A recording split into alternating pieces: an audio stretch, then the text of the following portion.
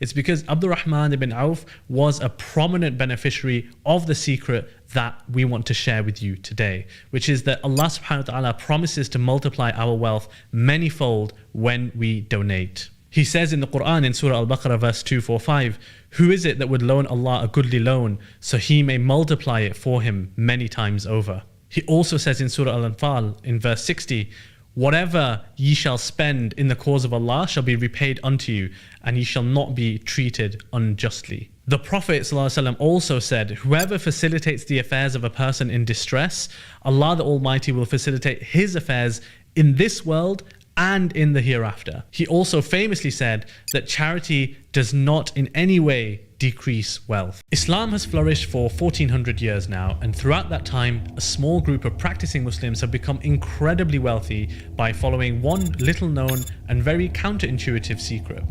Many of these people did not even intend to get wealthy, and it simply fell into their lap. In this video, I'll explain what this strategy is.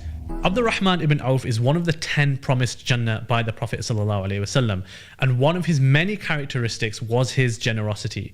Talha radiallahu anhu used to say that all of the people in Medina were living off Abdurrahman ibn Auf. He said that 1/3 of them had debts which Abdurrahman ibn Auf had paid on their behalf, 1/3 of them had taken loans from him that he never requested repayment on, and 1/3 had received direct sadaqah from him.